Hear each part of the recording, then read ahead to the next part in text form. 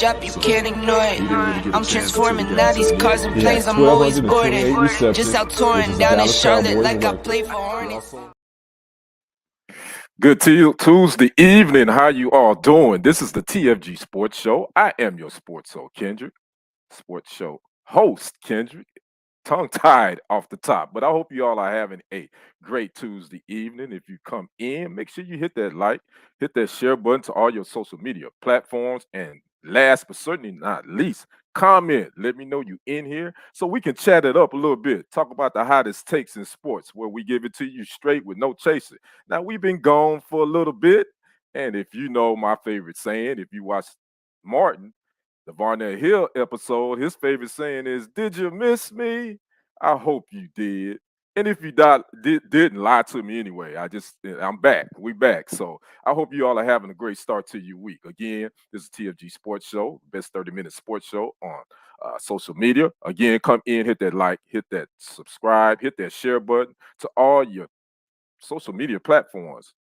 Like it on Facebook. Make sure you flip over to YouTube and subscribe to TFG Sports Media channel. So we got a lot to talk about. Let's get right down to it. We're going to start off with those NBA Eastern and Western Conference Finals.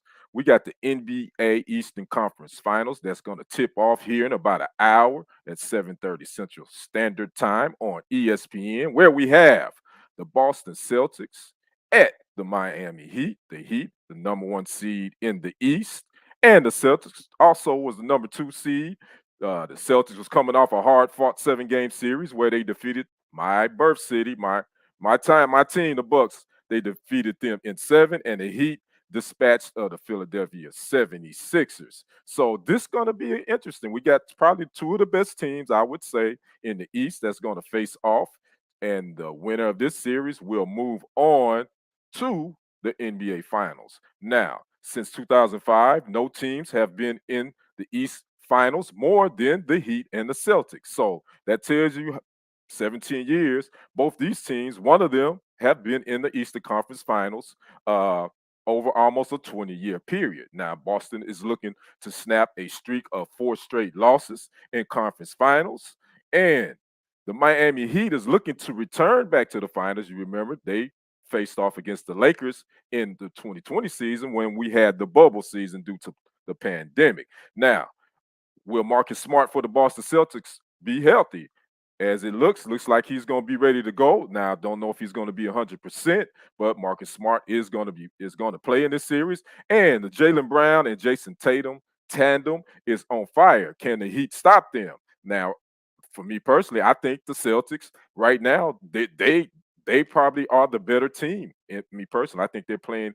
They're a really good defensive team. Again, they just coming off a hard-fought series against the Bucks, and they showed some defensive tenacity. So we're going to see if Boston can return one of the league's marquee and storied franchises to the finals. Now, about the Miami Heat, we all know Jimmy Butler is the engine that makes that team go.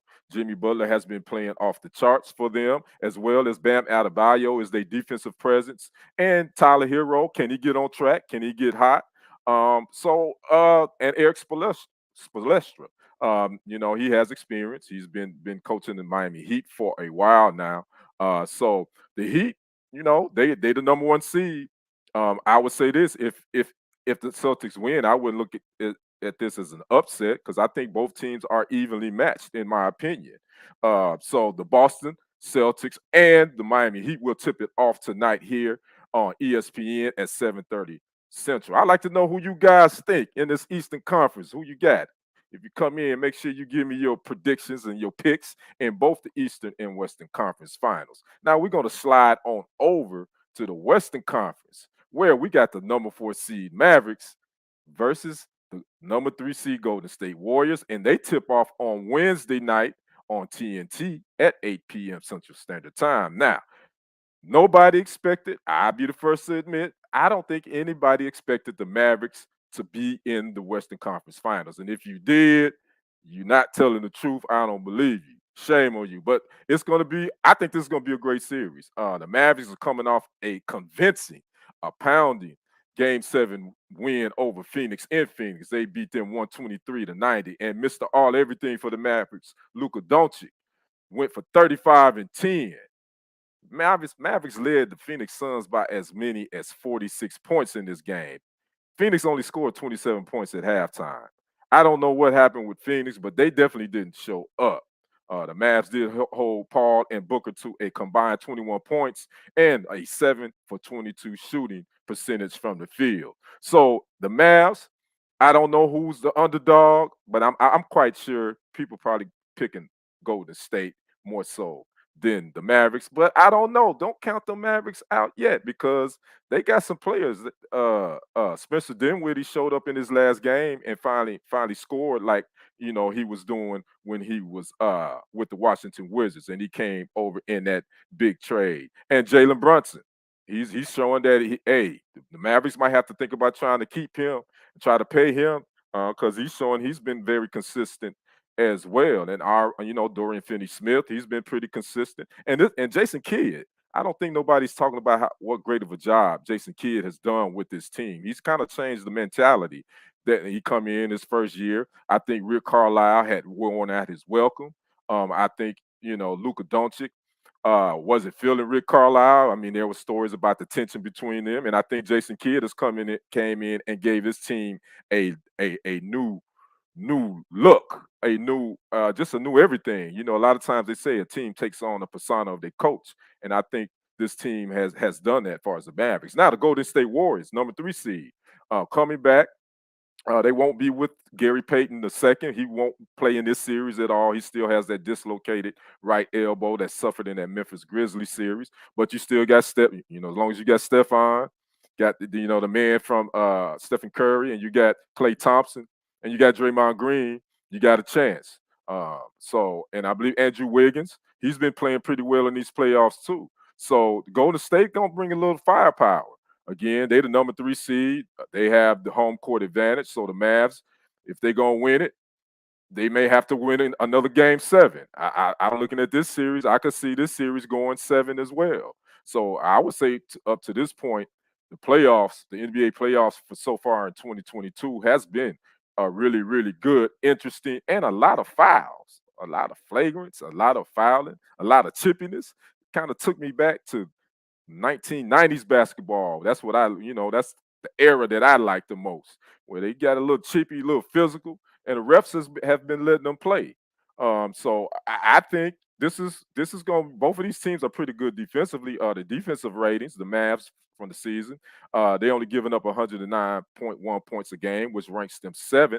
And the Warriors 106.6 points per game, and that ranks them second in the league as far as defensive rating. Now, offensive rating, the Mavs 112.5 points, that ranked 14th, and the Warriors 112.1 points, that ranked 16th. So both these teams can play a little defense. So I think we got both 2 outstanding conference finals going. Again, the Mavs and the Warriors will tip it off tomorrow night at 8 p.m. Central Standard Time on TNT. And tonight, again, we got Boston at Miami at 7:30 Central Standard Time on ESPN. So I'd like to know who you got. If you watch this later, make your picks. Mavs, Warriors on Wednesday night. Tonight, Boston, Heat. Who you got? Who's going to win this? First of all, who's going to win tonight, and who you think is going to take this series? So that is our look at the NBA Eastern and Western Conference Finals. Let's move on to the NFL. The NFL is a 12-month season now. It used to be after the Super Bowl, that was pretty much it. But it's NFL all day, every day, pretty much around the clock, 365 days a year. Well, the NFL released their Thursday, they regular season schedule. NFL released it last Thursday. And here are some key matchups to look for. Week 1, we got the Buffalo Bills at the reigning Super Bowl champions. That's the Thursday night game on September 9th. And then Sunday night game, interesting one. We got Mr. Tom Brady who decided, nah, I'm not ready to hang it up yet. I ain't ready to have to go pick up the kids and be on daddy duty. We got the Tampa Bay Buccaneers visiting the Dallas Cowboys. That's the Sunday night game on NBC on the 9/12. Again, this is a rematch from last year when the Buccaneers and Cowboys actually opened up on that Thursday night. The Cowboys went to Tampa Bay. Now, the Monday night game, Denver Broncos go to Seattle. If you don't know, the Seattle Seahawks traded Russell Wilson to the Denver Broncos this offseason. So he will be making his return back to the place where he won a Super Bowl, went to two, and spent his first 10 years in the league. So the Denver Broncos will be visiting the Seattle Seahawks on that Monday night. Now, there will be 5 different international games this NFL season. I think one of the games is going to be played in Germany for the first time. So we got an international flavor that's going to happen as well. And just to give you a heads up, the Kansas City Chiefs are going to host the LA Chargers. That AFC West is going to be the toughest division. It is the toughest division in the NFL. They will host them in week 2 on September 15th. And we will also have a Monday night football doubleheader. Now, you probably want to wonder who has the toughest schedule. I'm going to tell you.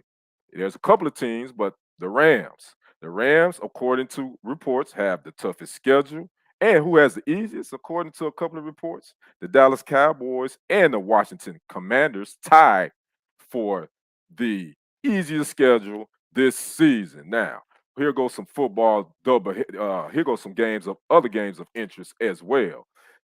Week 10, I have a real peak interest in this one. Got the Dallas Cowboys visiting Lambeau Field, October. Yeah, week 10, that'd be in October. Cowboys at the Packers. Mike McCarthy will be visiting Green Bay for the first time since he was let go. Will he still be around in week 10 if the Cowboys get a shaky start? That's something to keep an eye on. Also, another interesting matchup we got. These are Cowboys matchups too. In week 5, the Cowboys will visit the Super Bowl champion LA Rams. What's up, Lamar Falk? Thanks for joining me, my brother.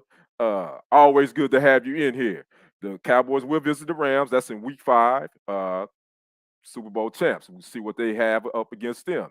Week 3, the Bengals. Joe Burrow is bringing him and Jamar Chase in that passing attack to the Cowboys. Also, this will be a return from Lyle Collins. Cowboys released Lyle Collins. Lyle Collins signed with the Cincinnati Bengals, as he's going to probably be playing left guard for the Bengals. So the Cowboys got an interesting. There's just 3 games that I looked at their schedule. I thought keep an eye on. Again, week 3, Bengals at the Cowboys. Week 5, the Cowboys at the Rams. And the game that I'm going to be talking a lot of smack to Cowboy fans about, week 10, the Cowboys at the Green Bay Packers. So we're going to see. It's going to be a lot of excitement again. It's a lot of other things, teams that's going to be in really, really great, interesting matchups. Also, Thursday night is going to be on Amazon Prime.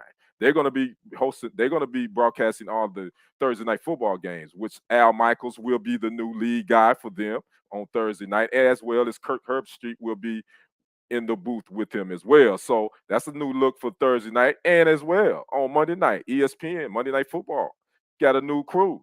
Got Troy Aikman and Joe Buck, who left Fox to come to ESPN. So that's going to be a new broadcasting team for Monday Night Football in the ESPN booth. Troy Aikman and Joe Buck. So it's going to be some new looks on different channels, and so we're going to be interesting. I did read an article that said that a lot of people say it doesn't matter who's in the booth. They don't watch because of the announcers. I can kind of say that, but there's some announcers that I don't watch because I just don't think they bring any excitement to the game. That's just me personally. Oh, and I must say Tony Romo will be him. He will be in the booth for CBS as well. Again, him and Jim Nantz, they will still be the number 1 team for CBS. So no changes there. So that's our NFL schedule for 2022. Again, you can go check out your favorite teams, pull it up. But I tell you, I had to go in and look at some of these Cowboy games. Oh, let me say this as well: the Texans visit the Cowboys. So the competition, I think they play for like the boot I believe they play for the Cowboy hat or the boot, one of the two. Where the Texans do visit the Cowboys on December 11th, and then the Thanksgiving game for the Cowboys is the Giants at the Cowboys. So that's our NFL Release 2022 schedule wrap up. Again, keep it locked here. We'll be doing updates on that as well. So let's keep it NFL and let's keep it in the broadcast booth. Let's talk about Tom Brady. Tom Brady signs. Look at it. Y'all see how much money he signed for? Tom Brady signed a 10-year, $375 million deal with Fox Sports to be their lead guy. Because guess what? They lost Troy Aikman and Joe Buck. So right now, they looking to the future. Now, again, Tom Brady is playing this season. So until they say he can come whenever he's ready. So this could be 2-3 years down the line, which I don't think it will. Tom Brady will be 45 in August. So I'm believing this is his last season for them to offer him this deal. But just look at this deal, 10-year, $375 million deal with to call sports. Now, that is the most lucrative contract in sports broadcasting history.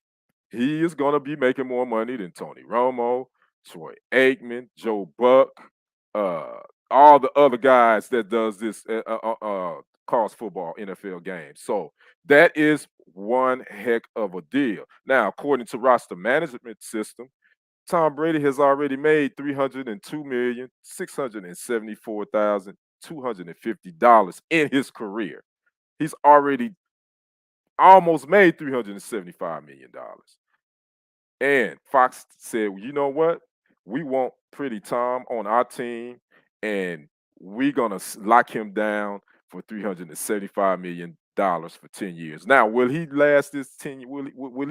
Will this contract go 10 years? In my honest opinion, I don't think it will. But I you can't. It's amazing how much money that they shelling out to analysts and NFL broadcasters now. Peyton Manning and his brother Eli they do their own thing on ESPN too.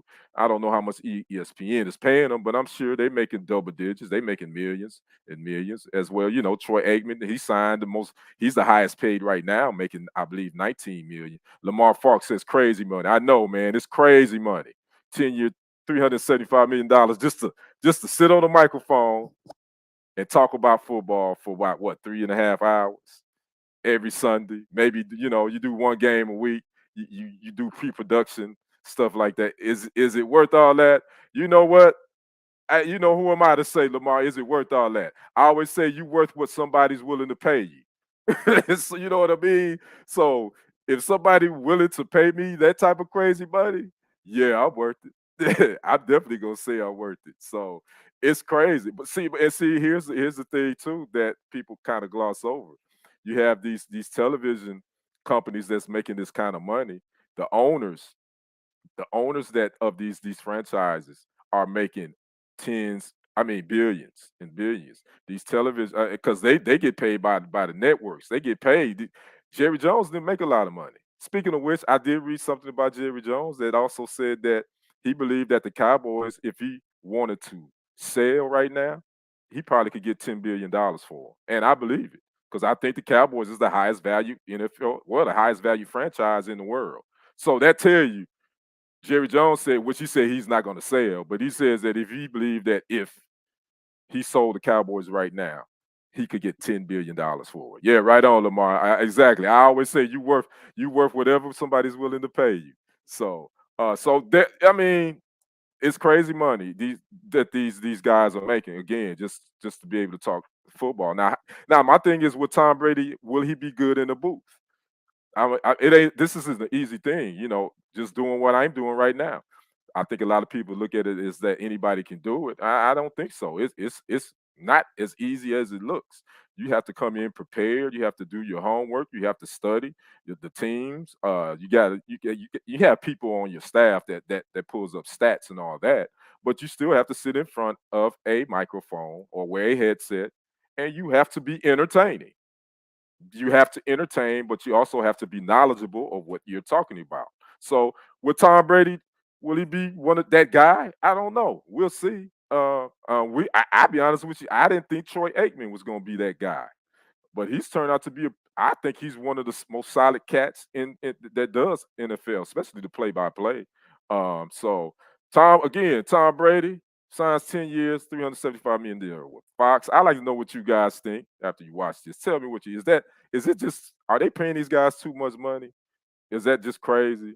Or are they worth the money that they pay them? These ESPNs and Foxes and CBSs and Amazon Primes and NBCs. Are these guys, are these ladies, are they worth the money that they shelling out? So we'll see. Lamar says, I would have never guessed Troy would be good. You and me both, Lamar. I would have never in a million years because he was so stoic during his press conferences as a player. I mean, he was just blah blah. He was about as bad as Bill Belichick, in my opinion. But I mean, he's entertaining. A lot of Cowboy fans don't like him because they think he's biased, but I think he just calls it down the middle. Lamar again says, "I would never." Yeah, I don't think any of Saz. There's still some people that don't like him, but I actually like Troy. I think he's pretty solid. So again, Tom Brady signs 10 years. He's still playing though. Don't he ain't done. He says he's playing this year, and then we'll see where he goes from there. So hats off to you, Tom. Hey man, can I get a loan? I need a loan. So I'm trying to go through your publicists and see if you can hook me up with something. So we're gonna move on to our next story. We're gonna talk about a Hall of Famer, and I know a lot of people. I'm a WNBA guy. Hall of Famer Cynthia Cooper Dykes. If you're not familiar with her, if you're familiar with the Houston Comets, when the WNBA, they won 4 WNBA championships in a row. They had a team of Cynthia Cooper. She was Cynthia Cooper at the time.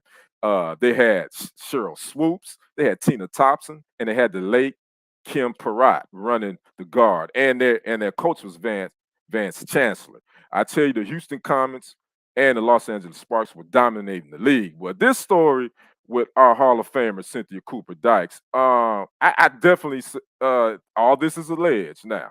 Uh, According to the Athletics, Chantel Jennings and Dana O'Neill, uh, there's more than a decade of alleged abuse during Cooper Dyke's time coaching at Prairie View A&M, UNC Wilmington, Texas Southern, UNC, and again at Texas Southern, where she just retired this past March.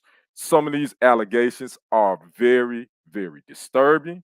I'm going to mention one or two, and I have a question to my watchers, who's ever watching. I'd like to know your thoughts on this. Make sure you comment and leave something also in the comment section. Some of the alleged incidents included in the athletic report. Cooper Dyke was told one of her Texas Southern players who had a previously known mental health diagnosis was depressed and said, no, she will be all right. She just needs some D. You fill in the blank there. That's all. She called the same player a sorry blank virgin. In a different instance, during the 21-22, she told a staffer who made a suggestion, get the F out of my gym, go home. You're a sorry, ASSBITCH, you're a nobody. Last but not least, here's one that happened back in 2010, 2011 at UNC Wilmington. According to a player, these are alleged that she would say wet, wet after a shot was made and then motion to a player adding, I bet that's what whoever that player was last night. And it's some more of these allegations. And, it brings up the question of, is there a double standard? Is there a double standard between women coaches and male coaches when it comes to certain deals, when it comes to dealing with their players? Now, I guarantee you, if this was a male coach, hell of a name for a WNBA coach. Yes, I know. She was Cynthia Cooper then, but now yeah, I know. I was wondering, was anybody going to notice that, Lamar? I know I was kind of laughing at that. I just want to know, is there a double standard? Do men coaches and female coaches, do sometimes women coaches get a pass by doing some of these things? I mean, these are some serious allegations, and obviously they're being investigated. But she's retired now, so I just wonder, why was it the big hoopla? Why wasn't it all over the sports networks? Like, if it's a male coach that's being abusive. or allegedly abusive to his players. And it's just other things in here. So I know this is the world we in. We do have double standards. I know women probably would say there's more double standards toward them than it is men, and I get it. But I just thought that this story did not pick up the national spotlight that I would expect it if it had been a man coach with saying these uh, things to male players or even women players, because obviously male coaches, they do coach women's as well. So hey sis, what's up, big sis? How you doing? That's all right. Better late than never. So we don't know what's going to happen with this story. I'm gonna keep my eye on it, but I do know that there's an investigation with her being in retirement. I don't know if they can bring any type of charges against her. I don't think so. This may just be one of those things where she'll never be able to coach at the NCAA or any level again. Uh, One of the players from USC says that she was a mess, and not a day went by that she didn't think about taking her life. So there was one player even thinking about suicide. One of her former players at USC. So I think this is a serious matter. Again, she's a Hall of Famer. Don't deny that. World champion. Don't deny that. Uh, but as a coach, if these allegations are true, she needs to be held accountable for it. Again, NCAA, she shouldn't be allowed to coach at that level or any level again, in my opinion. So again, we're gonna see how this turns out. We're gonna see if the NCAA really do a thorough investigation or where they kind of just shuffle their feet on this. Uh, because a lot of these young ladies, I'm sure, are dealing with the damage that she's left behind. So I'd like to know what your guys' thoughts on this. Leave that in the comment. Those that watch this after the show, what you think about this Cynthia Cooper Dykes story? These allegations against her. Again, there are some serious ones, and the reason why she probably was able to get away with it because guess what? She's a Hall of Famer. She's the GOAT. She's one of the GOATs of women's basketball. So sometimes you can, you got that status. We all know status, money, power, and status. It can get you out of a lot of things. So we're gonna keep our eye on this. Again, I hope she won't be allowed to coach at the uh, women's level at any level ever again. So so we down to my final thoughts again. Glad to be back. We've been back out a couple of weeks. My final thoughts is, first of all, I think we're gonna have outstanding NBA conference finals, both on the eastern and western side. Again, the Eastern Conference Finals kick off tonight. NBA Eastern Conference Finals, Boston at Miami at 7:30 p.m. right here in about 30 minutes on ESPN. And then the Western Conference, you got the Mavericks at the Golden State Warriors on tomorrow night at 8 p.m. Central Standard Time on TNT. So look forward to that. NFL schedule is going to be dope. We got the Cowboys at the Buccaneers Sunday night game, open up weekend. But the game, again, that I'm definitely going to be talking smack about is that Week 10 matchup when the Cowboys got to go to Green Bay. And so they can get some of this cheese put on them. So looking forward to that. Now, I don't want to bring down the mood, but I had to do this. This show, I had to do this because it's on my heart. I dedicate this show, this TFG Sports Show, to my best friend, my former. We were best friends. The woman that I spent 30 years with. We were married 20 years. We had three. We have three beautiful grown children, two handsome young men, a beautiful daughter, and we have a beautiful granddaughter. We lost her couple of weeks, about 2 weeks ago. So I dedicate TFG Sports Media to Bridget Annette Johnson Henderson. She did not know the difference between a home run or a touchdown, but she supported the TFG Sports Media. She knew what I love sports, and she supported this to the fullest. So I want to dedicate this 30-minute show to my best friend. Peace be with you. I'll never forget you. Will always love you, to her.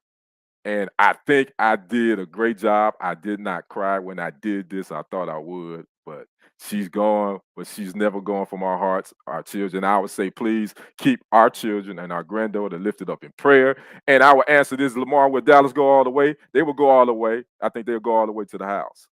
But again, this show has been dedicated to my best friend, Bridget Annette Johnson Henderson. I hope you all enjoyed the show. Make sure you like, share, subscribe to the TFG Sports Media channel on YouTube, and make sure you like it and share it on Facebook as well. I am your host, Kendrick, the sports guy. It has been a pleasure. Glad to be back. I hope you all have a great evening. Catch the Boston and Miami game on ESPN in 30 minutes. So until next Tuesday at the same time, we'll see you when you see you. I'm out. Peace. Yeah, money clip us now, the new now looks like, whoa, upgrade her diamonds, now her girlfriends are like, whoa, whoa, whoa, whoa, whoa, whoa, I hit recorded drop, you can't ignore it, I'm transforming now these cars and planes, I'm always boarding, just out touring down in Charlotte like I play for Hornets, when I'm performing, never boring, now you can't afford it, champagne Perrier, finish friends on my face,